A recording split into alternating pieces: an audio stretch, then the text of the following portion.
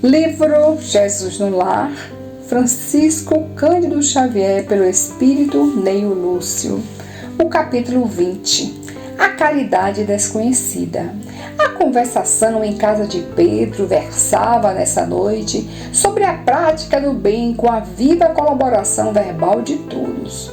Como expressar compaixão sem dinheiro? Por que meios incentivar a beneficência sem recursos monetários? Com essas interrogativas, grandes nomes da fortuna material eram invocados e a maioria inclinava-se a admitir que somente os poderosos da terra se encontravam à altura de estimular a piedade ativa, quando o mestre interferiu, opinando bondoso. O sincero devoto da lei foi exortado por determinações do céu ao exercício da beneficência. Entretanto, vivia em pobreza extrema e não podia de modo algum retirar a mínima parcela de seu salário para o socorro aos semelhantes. Em verdade, dava de si mesmo, quanto possível, em boas palavras e gestos pessoais de conforto e estímulo a quantos se achavam em sofrimento e dificuldade. Porém, magoava-lhe o coração a impossibilidade de distribuir agasalho e pão com os andrajosos e famintos à margem de sua estrada. Rodeado de filhinhos pequeninos, era escravo do lar que lhe absorvia o suor. Reconheceu, todavia, que se lhe era vedado o esforço na caridade pública, podia perfeitamente guerrear o mal em todas as circunstâncias de sua marcha pela terra.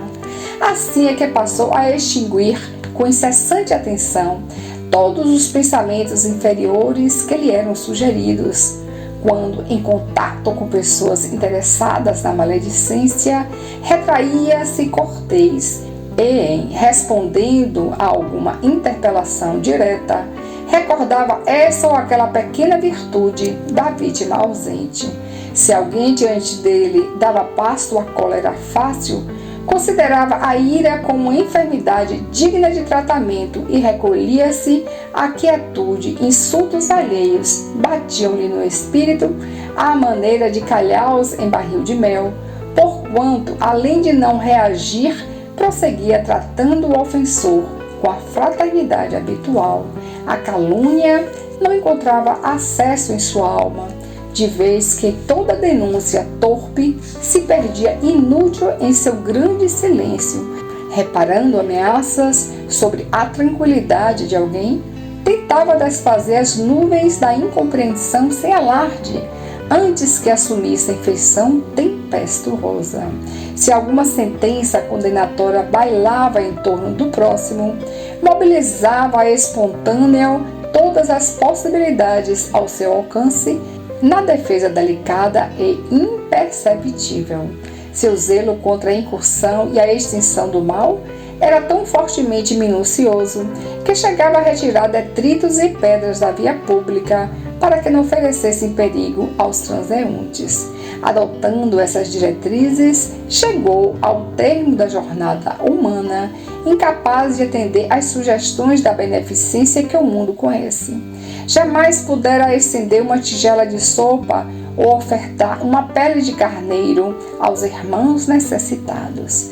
Nessa posição, a morte buscou-o ao tribunal divino, onde o servidor humilde compareceu receoso e desalentado.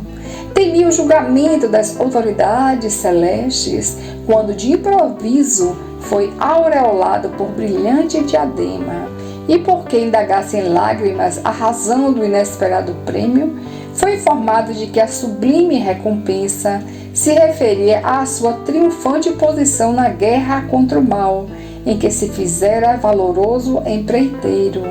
Fixou o mestre nos aprendizes o olhar percussiente e calmo e concluiu em tom amigo: distribuamos o pão e a cobertura, acendamos luz para a ignorância e intensifiquemos a fraternidade, aniquilando a discórdia.